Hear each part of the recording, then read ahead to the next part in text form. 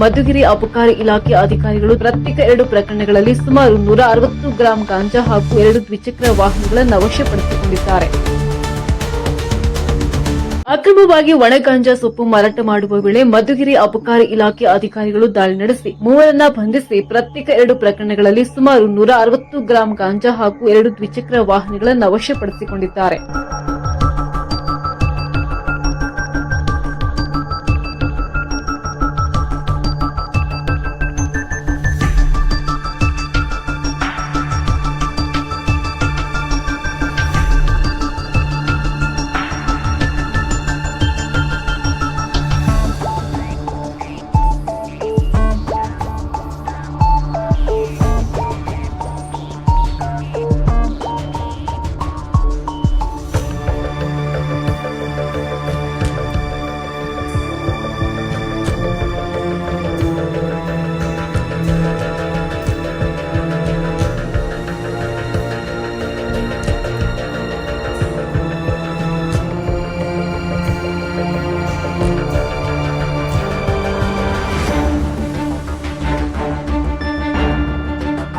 ಖಚಿತ ಮಾಹಿತಿ ಮೇರೆಗೆ ಸತತ 3 ದಿನಗಳ ಕಾಲ ಪ್ರಯತ್ನ ನಡೆಸಿ ತಾಲೂಕಿನ ಮಿಡಿಗೇಶಿ ಹೋಬಳಿಯ ಬೆಡತ್ತೂರು ಗೇಟ್ ಹಾಗೂ ಹನುಮಂತಪುರ ಕ್ರಾಸ್ ಬಳಿ ದಾಳಿ ಅಬಕಾರಿ ಡಿವೈಎಸ್ಪಿ ದೀಪಕ್ ಅವರ ನೇತೃತ್ವದಲ್ಲಿ ದಾಳಿ ನಡೆಸಿದ ಅಧಿಕಾರಿಗಳು ಲೋಕೇಶ್, ನರಸಿಂಹರಾಜು ಹಾಗೂ ಹೇಮಂತ್ ಎಂಬುವರನ್ನ ಬಂಧಿಸಿ ಸುಮಾರು 160 ಗ್ರಾಂ ಗಾಂಜಾ ಹಾಗೂ 2 ದ್ವಿಚಕ್ರ ವಾಹನಗಳನ್ನು ವಶಪಡಿಸಿಕೊಂಡಿದ್ದಾರೆ.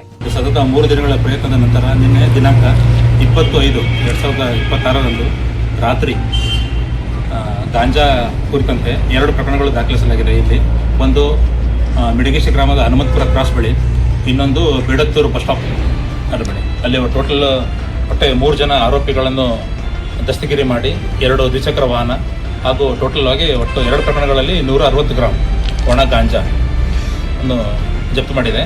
ಪ್ರಕರಣ ಒಂದು ಅಬಕಾರಿ ನಿರೀಕ್ಷಕರು ಲಂಕೆಯನ್ಮಯ್ಯ ಹಾಗೂ ಇನ್ನೊಂದು ಪ್ರಕರಣ ಅಬಕಾರಿ ಉಪನಿರೀಕ್ಷಕರು ಲೋಕೇಶ್ ಹಾಗೂ ನಮ್ಮ ಸಿಬ್ಬಂದಿಗಳಾದ ಹಮೀದ್ ಮತ್ತು ಜಗದೀಶ್, ಆಮೇಲೆ ಅಬಕಾರಿ ಉಪನಿರೀಕ್ಷಕರು ಮನು, ನಮ್ಮ ಮಧುಗಿರಿ ವಲಯದವರು, ಹಾಗೂ ಆದಿನಾರಾಯಣ ಅಂತ ಹೇಳಿ ನಮ್ಮ ಸ್ಟಾಫ್. ಮಾರಾಟ ಮಾಡ್ತಿದ್ರು ಸರ್ ಇವರು? ಮಾರಾಟ ಅಂದರೆ ಮಾರಾಟ ಮಾಡೋಕ್ಕೆ ಸಾಗಾಟ ಮಾಡ್ತಾಯಿದ್ರು. ಸಾಗಾಟ ಮಾಡ್ಬೇಕಾದ್ರೆ ನಿಂತಿದ್ದು ಕಳೆದ 3 ದಿನಗಳಿಂದ ಕಾಡಿಸಿ ಲಾಸ್ಟಿಗೆ ಪ್ರಯತ್ನದ ನಂತರ ಈ ಪ್ರಕರಣ ದಾಖಲಾಗಿದೆ.